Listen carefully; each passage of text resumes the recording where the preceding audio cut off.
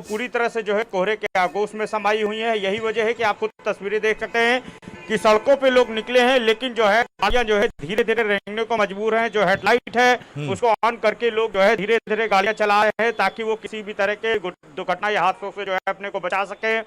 जो लोग सड़कों पे निकल रहे हैं वो गर्म कपड़ों का इस्तेमाल कर रहे हैं। जगह जगह लकड़ियां और अलाव जला करके लोग जो है गर्मी लेने की कोशिश कर रहे हैं, क्योंकि जिस तरह से मौसम विभाग ने भी अनुमान जताया है कि आने वाले वक्त में जिस बर्फीली हवाएं जो है पहाड़ी इलाकों में चल रही हैं, उसका असर जो है 500 मीटर की भी विजिबिलिटी लखनऊ में नहीं दिख रही है, शहरी इलाकों में दिखाई दे रहा है।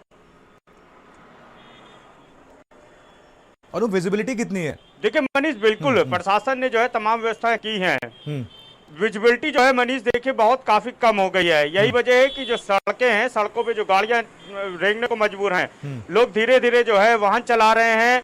जो लोग सड़कों पे निकले हैं क्योंकि मकर संक्रांति का पर्व है, ऐसे में सुबह ही लोग जो है घरों से निकलते हैं, स्नान करते हैं, पूजा पाठ करते हैं, लेकिन उनकी जो संख्या है उसमें काफी कमी आई है, काफी कमी दिखाई दी है।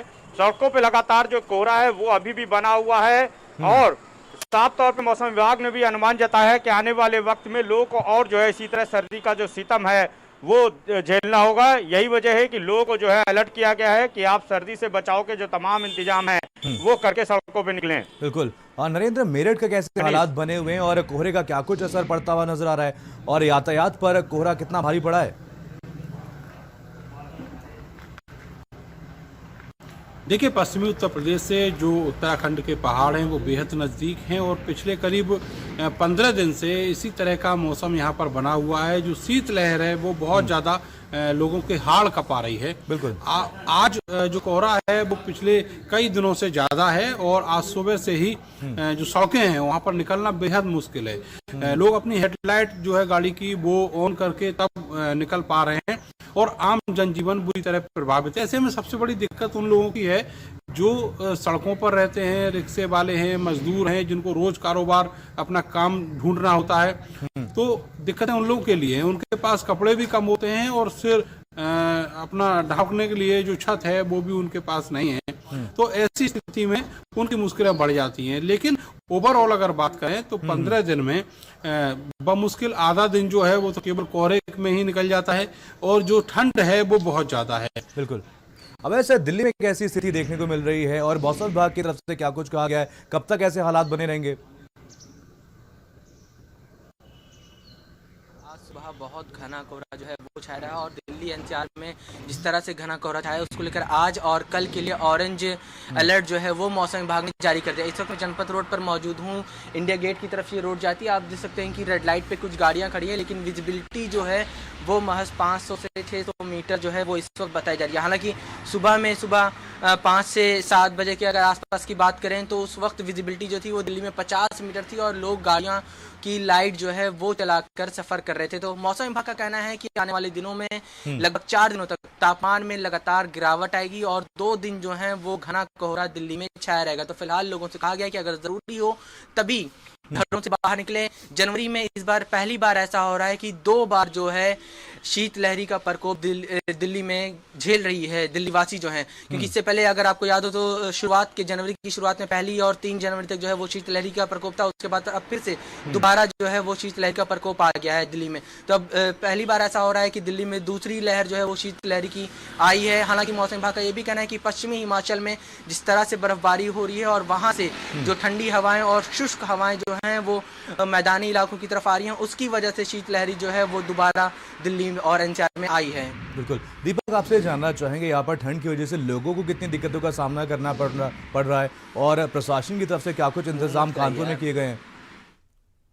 जी मनीष, देखिए आपको बताना चाहूंगा, चूंकि गलन भी है और कोहरा भी है, जिसके चलते जो है सर्दी अपने पूरे शबाब पर है, तो लोगों को कहीं ना कहीं परेशानियों का सामना जो है साफ तौर पर करना जरूर पड़ रहा है। लेकिन प्रशासन की तरफ से जो है जगह जगह चौराहों पर जो है अलाव की व्यवस्था की गई है, तो इससे जो है राहगीरों को या फिर लोगों को जो बाहर निकलने वाले हैं उनको कहीं ना कहीं थोड़ी सी राहत जो है वो प्रशासन ने जरूर प्रदान की है। लेकिन फिर भी सर्दी इतनी बढ़ी हुई है कि जो है लोगों को परेशानियों का सामना तो मनीष जरूर करना ही पड़ रहा है। बिल्कुल। अनूप, लखनऊ की अगर बात की जाए तो अचानक से यहाँ पर कोहरा पड़ना शुरू हो गया, इसकी वजह से लोगों को कितनी दिक्कत हो रही है और यातायात पर क्या कुछ असर पड़ा है इसका?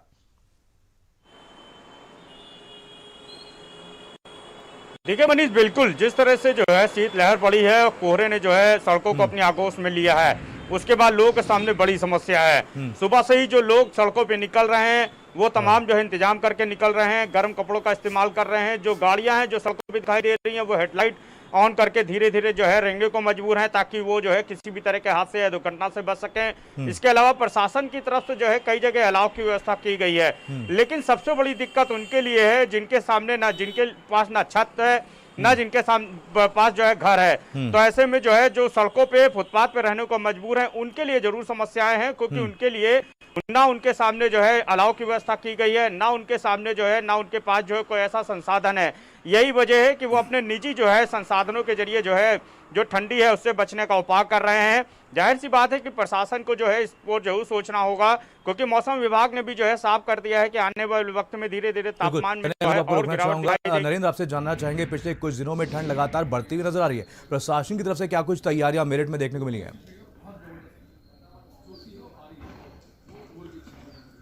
देखिए, सर्दी शुरू होने से पहले ही यहाँ पर जो रैन बसेरे हैं नगर निगम ने वो स्टार्ट कराए हैं। वहाँ की जो व्यवस्था है वो सुचारू कराई हैं और थोड़े दिन पहले मुख्यमंत्री योगी आदित्यनाथ ने खुद वीडियो कॉन्फ्रेंसिंग के जरिए उन रैन बसेरों की व्यवस्था देखी थी।